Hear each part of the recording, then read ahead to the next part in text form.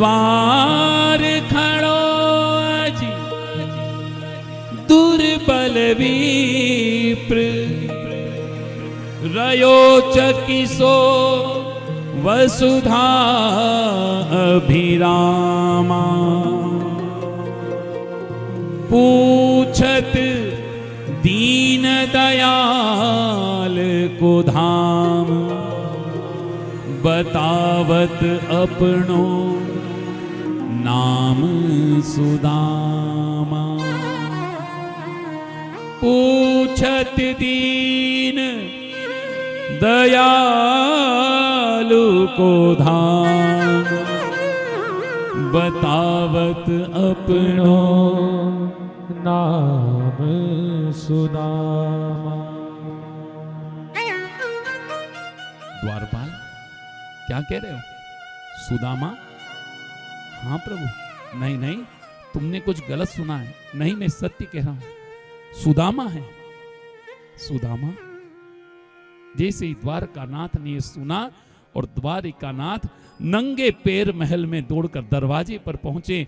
उधर सुदामा जी को देखते ही उन्होंने कंठ से लगा लिया। सुदामा जी पांव में गिर गए। द्वारकानाथ ने उठाकर गले से लगाया, कहा सुदामा तू आ गया। सुदामा की आंखों में प्रेमाश्रु छलक गए। द्वारिकानाथ की आंखों में प्रेमाश्रु। सुदामा को अंदर लेकर के आए और सोने के तख्ते पर सुदामा को ऊपर बिठाया। सुदामा जी कहने लगे, नहीं नहीं द्वारकानाथ, ये तो आपका है। उनका नहीं रे पगले, यहीं बैठ। और द्वारिकानाथ सुदामा के चरणों में बैठ गए। सुदामा, कितने दिन बाद याद आई अपने कान्हा की। और सुदामा, तेरे पांव में तो बड़े बड़े छाले हो रहे हैं रे, तेरे पांव में तो कांटे लगे हैं। तू चप्पल उपान इत्यादि पहनकर नहीं आया। सुदामा कुछ नहीं बोल पा रहे हैं। सुदामा की आंखों से प्रेम के प्रेमाश्रु झर झर बह रहे। इधर द्वारकानाथ ने सुदामा के चरण को पकड़ा और पकड़ करके एक कांटा निकाला। एक कांटा निकला और सुदामा द्वारिकानाथ दोनों की आंखों में आंसू। रुक्मणी जी देखती हैं, ये कैसे विचित्र मेहमान हैं। द्वारिकानाथ ने इनको तो सोने के सिंहासन पर बिठाया और खुद नीचे बैठ गए। द्वारिकानाथ ने कहा, रुक्मणी, ये मेरे बचपन के मित्र सुदामा हैं। इनको प्रणाम करो। श्रद्धालु भक्तजनों, रुक्मणी ने प्रणाम किया और प्रणाम करके विचार किया कि अतिथि आए हैं, पांव पखारने के लिए मैं जल और पात्र लेकर आती हूं। रुक्मणी जी तो जल का पात्र लेने अंदर गई और इधर द्वारिकानाथ सुदामा के चरणों से एक एक कांटा निकालते हुए और उनकी आंखों से आंसुओं की झड़ी लगी और सुदामा जी के चरण पखरने लगे, धुलने लगे। रुक्मणी उस पात्र को लेकर हाथ में खड़ी और क्या देख रही है?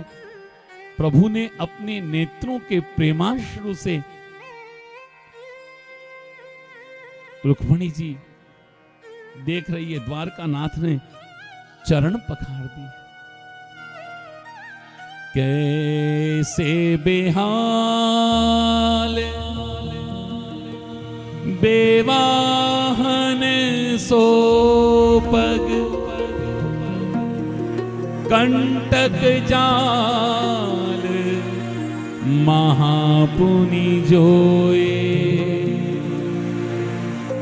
हाय महादुख पाए सखा तुम, जाने कितेन किते दिन खोए। देखी सुदामा की दीन दशा, देखी सुदामा की दीन दशा, करुणा करके करुणा निधि रोए। पानी परात को हाथ छुओ नहीं, नैनन के जल सो पग धोए। पानी परात को हाथ छुओ नहीं, नैनन के जल सो पग धो। स्वामी ये क्या किया आपने? हाँ रुक्मणी, आज मैंने एक कर्ज उतार दिया। कौन सा कर्ज? याद करो रुक्मणी, ये सुदामा पिछले जन्म में केवट बना था, और जब हम गंगा पार उतर रहे थे तब इस सुदामा जो केवट था, इसने गंगा जल से हमारे चरण, तुम्हारे चरण पखारे थे, गंगा पार उतार दिया। और जब हम इसको उतराई देने लगे ना, तो इसने कहा था कि मुझे उतराई मत दो प्रभु, आप भी केवट मैं भी केवट, मैं लोगों को गंगा पार उतारता हूं, आप लोगों को भवसागर पार उतारता हूं। प्रभु आप मुझे भी भवसागर पार उतार देना। वो त्रेता युग का कर्ज मेरे माथे था रुक्मणी, इसने केवट बनकर गंगा के चरण से, गंगा के जल से हमारे चरण पखार कर चरणामृत का पान किया। आज मैंने अपने आंखों के प्रेमाश्रु से इसके चरण पखार कर वो कर्ज उतार दिया।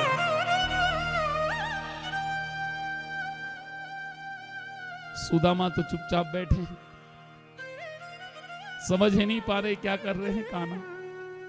रुक्मणी जाओ, आज मेरे सुदामा के लिए तुम स्वयं भोग बनाओ। रुक्मणी जी गए भोजन बनाने।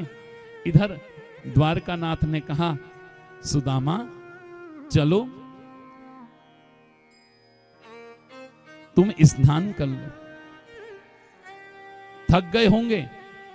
सुदामा को ले गए द्वारकानाथ, आवाज लगाई दास दासियों को, जाओ सोने का पाट लेकर के आओ। सोने की चौकी लगाई, सुदामा बैठ इस पर। सुदामा हाथ जोड़ के कहने लगा कि द्वारकानाथ, कहीं मुझ गरीब की हंसी तो नहीं उड़ा रहे ना आप? मैं गरीब हूं। नहीं नहीं पगले, कैसी बात कर रहा, बैठ इस सोने के पाट पर बैठ।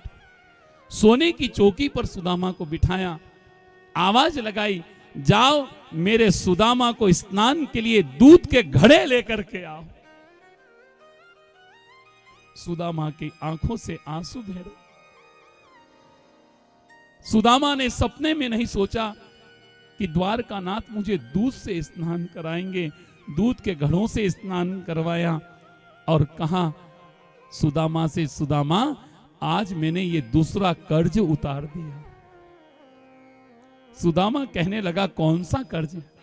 याद कर सुदामा, जब उज्जैन अवंतिका नगरी में गुरु सांदीपनी ऋषि के हम पढ़ते थे, रोज शिप्रा नदी स्नान करने जाते थे, तो तू मुझे स्नान नहीं करने देता था। तू कहता था, कान्हा तू तो यहीं बैठ, तू शिप्रा के जल को ऐसे ले लेकर के मुझे स्नान करवाता था। याद आ रहा है ना सुदामा? उस समय तूने शिप्रा मैया के पावन पवित्र जल से मुझे स्नान करवाया, आज मैंने तुझे दूध से स्नान करवाकर ये दूसरा कर्ज भी उतार।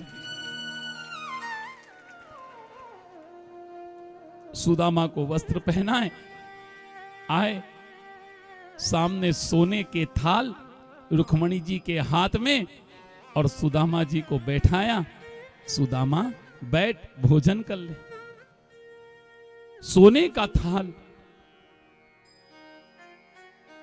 द्वारकानाथ, ये इतना भोजन? हां पगले, द्वारकानाथ मत बोल, कन्हैया बोल, कन्हैया। मैं तेरे लिए वही कान्हा हूं रे। सुदामा जी इतना प्रेम देख करके झर झर आंसू बहने लगे। श्रद्धालु भक्तजनों, उसी समय द्वारकानाथ ने एक निवाला लेकर सुदामा के मुंह में दिया। ले सुदामा, खा।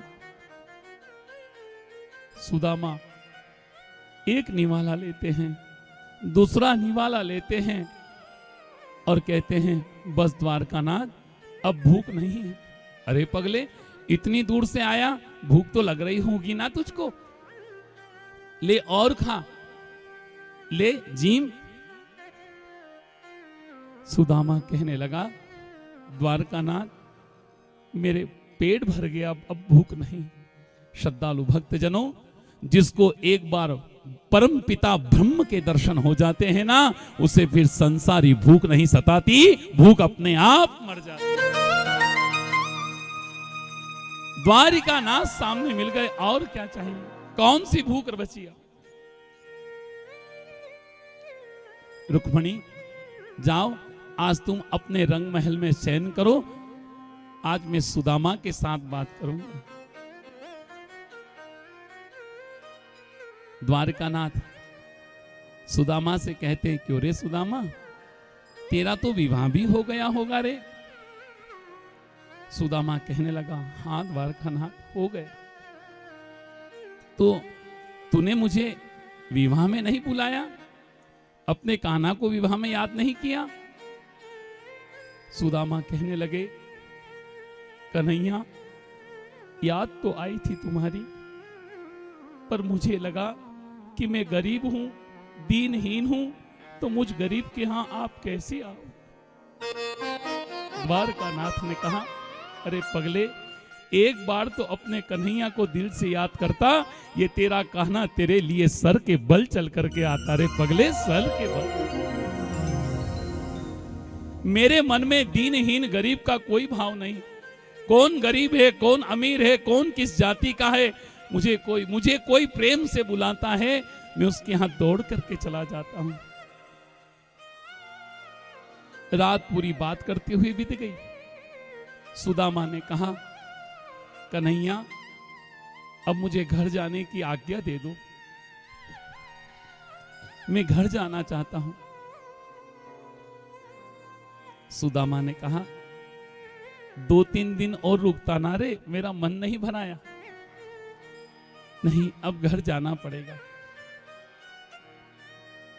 श्रद्धालु भक्तजनों, सुदामा जी जब जाने लगे, द्वारिकानाथ रुक्मणी से कहते हैं, रुक्मणी चलो सुदामा को विदा करके आते हैं। जैसे ही जाने लगे, इतने में द्वारकानाथ की दृष्टि सुदामा के बगल में बंधी उस पोटली पर गई। सुदामा, इस पोटली में क्या है रे? सुदामा कहने लगा, कुछ नहीं है।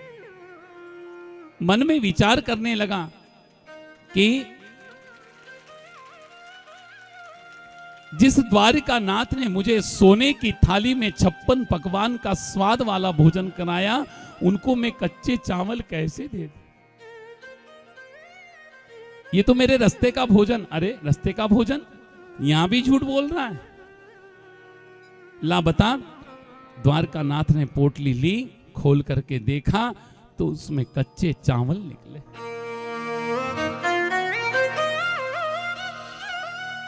उन चावल को देखते ही द्वारकानाथ की आंखों से आंसुओं की धारा बह गई। द्वारकानाथ रुक्मणी से कहने लगे, देखा रुक्मणी, मेरा सुदामा मुझे कितना प्रेम करता है, मेरे लिए कच्चे चावल लेकर के आया है। द्वारकानाथ ने उन चावल की एक मुट्ठी भरी अपने मुंह में डाली, दूसरी मुट्ठी भरी और दूसरी मुट्ठी भी मुंह में डाली, तीसरी मुट्ठी भरकर जब जैसे ही डालने लगे और रुक्मणी ने हाथ पकड़ लिया, बस प्रभु अब नहीं, अब नहीं। मैं आपकी माया को अच्छी तरह समझती हूं। एक मुट्ठी चावल खा करके आपने सुदामा की झोपड़ी को महल बना दिया, दूसरी मुट्ठी चावल खा करके आपने सुदामा के यहां धन धान्य भर दिया। अब क्या तीसरी मुट्ठी चावल खा करके हमको भी इसका गुलाम बनाओगे? अब नहीं। सुदामा जी जाने लगे, द्वार तक छोड़ करके आए। द्वारपालों से कहा, द्वारपालों ये मेरे बचपन के मित्र सुदामा हैं, अब की बार ये सुदामा जी आए ना मुझसे मिलने तो इनको सम्मान के साथ राज दरवाजे के अंदर लेकर के आना। सुदामा से कहा, सुदामा अपने कन्हैया को भूल मत जाना, आते रहना। सुदामा जी चलने लगे, बार बार पीछे पलट पलट करके अपने कन्हैया को देखते। कन्हैया ऐसे लंबे हाथ करके कह रहे हैं, सुदामा और आना, भूलना मत मुझे। सुदामा जी वहां से प्रस्थान कर जाते हैं। जैसे ही सुदामा जी वहां से गए और द्वारिका नाथ ने भगवान विश्वकर्मा जी को कहा, विश्वकर्मा जी मेरे सुदामा की झोपड़ी को महल बना दो। झोपड़ी महल बन गई। कुबेर को आदेश दिया, कुबेर जी जाओ मेरे सुदामा के यहां अन्न का भंडार, धन का भंडार भर दो। सुदामा के यहां आनंद हो गया। रुक्मणी हाथ जोड़कर कहने लगी, स्वामी इतनी मित्रता आपकी, आपने 2 मुट्ठी चावल के बदले उसे सारा वैभव दे दिया, ऐसा क्या था इस सुदामा में? रुक्मणी तुम सुदामा के समर्पण को नहीं जानती। इस सुदामा ने ये दीनहीनता जो स्वीकार करी ना, इस सुदामा ने जो ये गरीबी स्वीकार करी ना रुक्मणी, ये आज मेरे कारण करी, मेरे कारण ये दीनहीन हुआ है रुक्मणी। आज अगर मेरे सुदामा को रुक्मणी में 3 लोक का राज भी दे दूं तो भी कम पड़ता है मेरे लिए, तो भी कम। रुक्मणी सत्यभामा सब वहां पर आ गई। द्वारका नाथ ने ऐसी अगवानी अपने मित्र की करी, ऐसे मित्र कैसे हैं? तब सब रानियों को बिठाकर कहा, रुक्मणी जब हम गुरु सांदीपनी ऋषि के आश्रम में पढ़ते थे, तब गुरु माता ने जंगल में हम जब लकड़ी बिनने गए थे ना, तब कुछ पोटली में चने बांध कर दिए थे। उस दिन आश्रम में कुछ खाने का नहीं था, एक पोटली चने थे, वो चने सुदामा को दे दिए और कहा था, सुदामा ये आधे चने कृष्ण को देना खाने के लिए और आधे तुम खाना। सत्यभामा ने पूछा, आश्रम में उस चने के अलावा और कुछ नहीं था, तो वो चने पोटली आई कहां से? सत्यभामा जब हम गुरु सांदीपनी ऋषि के आश्रम में पढ़ते थे ना, तब रात्रि के समय एक चोर किसी झोपड़ी में से भिखारिन के पोटली में चने थे। उस चोर ने विचार किया कि इसकी झोपड़ी में पोटली जो बंदी है और इसमें गोल गोल दाने हैं, इसमें जरूर कोई हीरे मोती होंगे। वो चोर उस झोपड़ी में से वो पोटली चुरा करके और भागा। आश्रम के पास आकर उसने पोटली देखी तो उस पोटली में हीरे मोती नहीं, उसमें तो चने थे। उस चोर ने वो पोटली वापस बांध करके आश्रम में डाल दी। उधर वो जो बुढ़िया थी, कहीं से अपनी भूख मिटाने के लिए चने इकट्ठे करे थे। सत्यभामा, उस बूढ़ी भिखारन ने कहा कि जो मेरी भूख मिटाने के लिए चने मांग करके लाई थी, जो कोई व्यक्ति इस चने को खाएगा वो भिखारी हो जाएगा, वो दीनहीन हो जाएगा।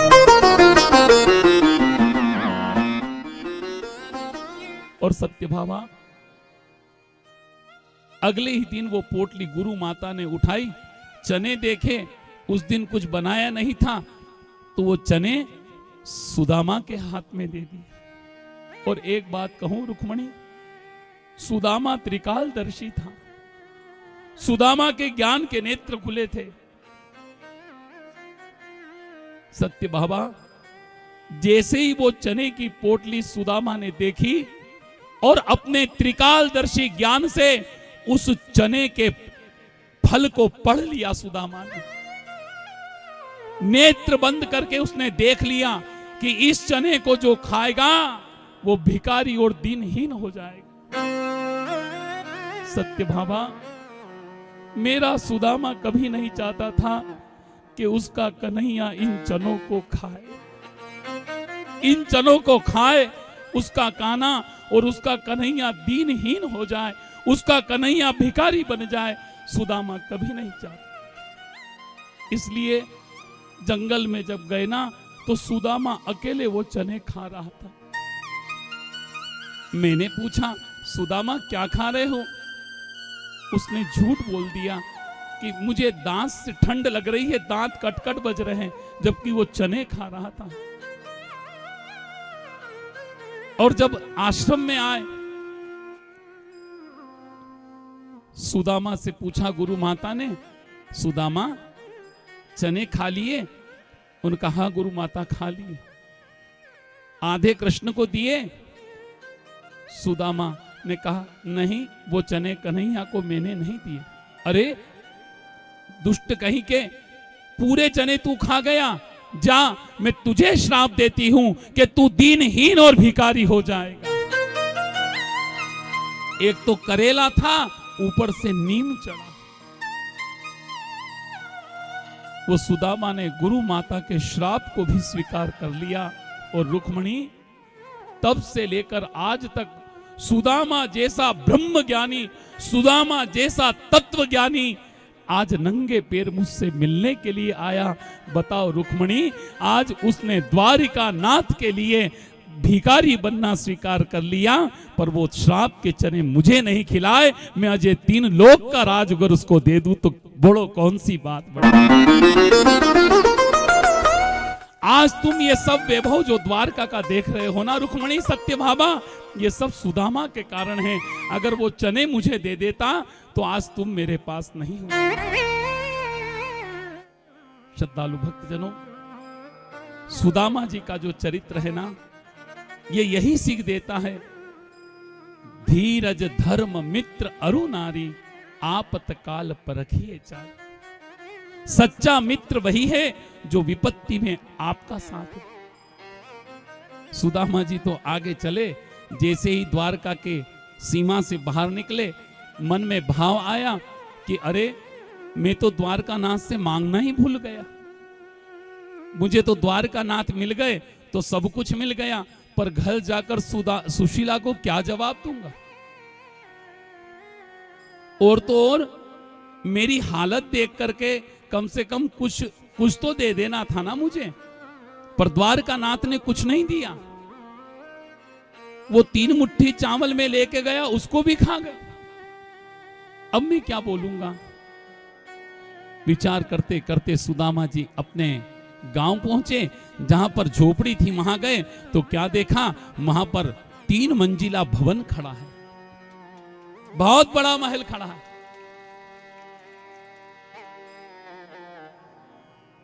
अरे मेरी झोपड़ी कहां गई, सुशीला कहां गई? क्या देखा, अंदर से सुशीला सोने की थाली हाथ में सजा करके, आरती सजा करके छम छम पायल की आवाज करती हुई आ रही है। सुशीला से कहा, सुशीला ये भवन, ये 16 श्रृंगार, ये सोने की थाली? हाँ स्वामी, मैंने कहा था ना, आप द्वारकानाथ के पास जाएंगे, उनसे जो मांगेंगे वो आपको मिल जाएगा। ये सब द्वारकानाथ की कृपा का प्रसाद है। सुशीला, तुम क्या कह रही हो? मैं तो द्वारकानाथ से मांगना ही भूल गया। इतने साल बाद जब मुझे कन्हैया मिले, द्वारकानाथ मिले, मैं तो उनसे मांगना भूल गया। आपने नहीं मांगा तो स्वामी, मैं सत्य कहती हूं, ये उन्हीं का आशीर्वाद है। हाथ जोड़ के वहीं से सुदामा जी कहने लगे, हे द्वारकानाथ, हे द्वारिकाधीश, मैंने आपके लिए कैसे कैसे विचार करे। मुझे क्या मालूम था कि आप बिना मांगे मुझे सब कुछ दे देंगे। अगर मैं आपसे 3 लोक का राज मांग लेता तो आप 3 लोक का राज अपने सुदामा को। सुदामा नीचे जमीन पर गिरकर बारंबार क्षमा मांगने लगा और सुशीला से कहा, सुशीला, तूने द्वारकानाथ के सामने मुझे भिखारी बनाकर पहुंचाया, परंतु द्वारकानाथ ने ऐसे ही बिना मांगे मुझे सब कुछ दे दिया। मेरी इतनी प्रेम, इतना स्नेह देख करके अब इस महल में तू रह। आज से मैं अपना पूरा जीवन द्वारकानाथ